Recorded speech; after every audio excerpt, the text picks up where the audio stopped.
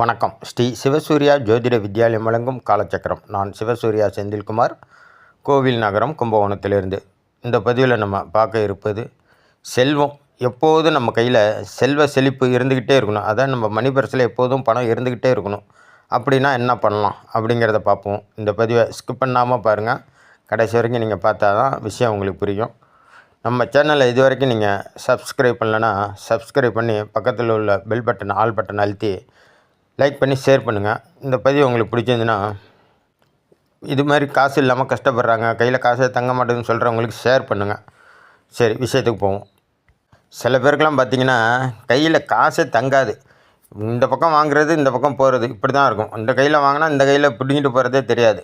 கையில் வாங்கினா பையில் போடல, காசு போன இடம் தெரியல அப்படின்னு பாட்டு பாடினாங்கல்ல, அது மாதிரி சம்பளம் ஏறுறது தான் தெரியும், எங்கே போகுதுன்னே தெரியாது. அந்த மாதிரி சில பேருக்கெல்லாம் இருக்கும். ரொம்ப கஷ்டமான சூழ்நிலையாக இருக்கும். அடுத்து என்ன பண்ணுறதுன்னு தெரியாமல் மொழி பொதுங்கி போய் நிற்பாங்க.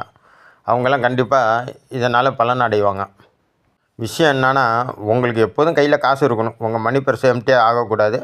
உங்கள் அக்கௌண்ட்லேயும் கொஞ்ச நாளும் பேலன்ஸ் இருக்கணும், பேங்க் பேலன்ஸ். அதுக்கு என்ன பண்ணணும் அப்படின்னு பார்த்தீங்கன்னா, உங்கள்கிட்ட எவ்வளோதோ ரூபாய் நோட்டு வந்து போயிட்டுருக்கும்.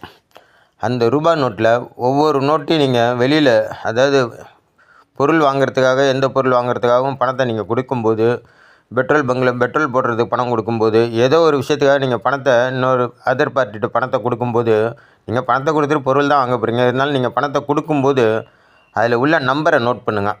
அதாவது அந்த நம்பரை நீங்கள் இல்லை உங்கள்கிட்ட பணம் கையில் இருக்கும்போது கூட நீங்கள் நோட் பண்ணலாம். எப்படி நோட் பண்ணணும் அப்படின்னா, அந்த பணத்தில் கடைசியில் சீரியல் நம்பர் 6 இருக்கும்.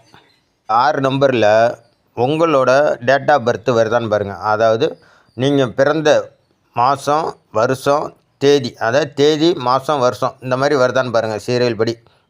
உதாரணத்துக்கு ஒரு நபர் 2000 பிறந்திருக்காருன்னு வச்சிங்களேன். 1/1/2000 அப்படின்னு வந்துச்சுன்னா, அந்த நோட்டை அப்படியே நீங்கள் உங்கள் மணி பர்ஸில் எடுக்க விடுக்காங்க. அந்த நோட்டை அப்படியே எடுத்து உருவி தனியாக உங்கள் சட்டப்பையில் வச்சுக்கோங்க. இல்லை 6/7 6ஆம் தேதி 7ஆம் மாதம் 1990 அப்படின்னு வந்துன்னா, அந்த 6/7 உள்ளதை 6/7/1990ன்னு நோட்டு வந்துச்சுன்னா, அந்த நோட்டை அப்படியே தனியாக எடுத்து உங்கள் மணி பர்ஸில் வச்சுக்கோங்க. இந்த மாதிரி அவங்க பிறந்த தேதி, மாதம், வருஷம் சீரியலாக அந்த நம்பரில் தெரிஞ்சிச்சு அப்படின்னா, அந்த நோட்டை அப்படியே எடுத்து உங்கள் மணி பர்ஸில் வச்சு, அதோட நீங்கள் வளர்பிறை அஷ்டமி அன்றைக்கி கோயிலுக்கு போனீங்கன்னா, சொர்ணகால பைரவருக்கு அர்ச்சனை பண்ணுங்கள் அந்த பணத்தை வச்சு. அப்படி அதை பண்ண முடியல அப்படின்னா, நீங்கள் சிவன் கோயிலுக்கு போய் அதை நீங்கள் எப்போ போனாலும் பறிக்கக்கூடாது. அந்த சதுர்கால பைரவருக்கோ இல்லை அஷ்டகால பைரவருக்கோ இல்லை ஏதோ ஒரு பைரவருக்கு வளர்பிறை அஷ்டமி அன்றைக்கி போனீங்கன்னா, சொர்ண ஆகஸ்ட்னு மந்திரம் சொல்லி மந்திரம் பண்ணுவாங்க. அதை வளர்பிறை அஷ்டமிக்கு போங்க. அன்னைக்கு அங்கே அந்த கோயிலில் இருக்கிற வில்வ இலையை பறிங்க. ஒரு வில்வ இலையை பறித்து சிவபெருமானை நல்லா பிரார்த்தனை பண்ணிக்கிட்டு, சொர்ண ஆகர்ஷண பைரவரையும் நல்லா பிரார்த்தனை பண்ணிட்டு, என் மணி பர்ஸ்லேயும் என்கிட்டையும் என் அக்கௌண்ட்லேயும் செல்வம் எப்போதும் வற்றாமல் இருக்கணும் அப்படின்னு சொல்லி நல்ல மனதார பிரார்த்தனை பண்ணிட்டு, அந்த ஒரு வில்வ இலையை நீங்கள் செலக்ட் பண்ணி வச்சுருங்கல்ல அந்த ரூபா நோட்டை, அதோடு சேர்த்து மணி பர்ஸில் வச்சுங்க. இல்லை அதோடு சேர்த்து மடித்து உங்கள் சாமி பூஜை அறையில் வச்சுங்க. இல்லை அதோடு சேர்த்து மடித்து உங்கள் பீரோவில் வச்சுங்க. இப்படி அந்த பணத்தை எங்கே வேணாலும் நீங்கள் மடித்து வச்சுக்கோங்க. கண்டிப்பாக உங்களுக்கு அதுக்கப்புறம் பாருங்கள், செல்வம் உங்கள் கையில் எப்போதும் தங்கிக்கிட்டே இருக்கும், செல்வம் இருந்துக்கிட்டே இருக்கும்.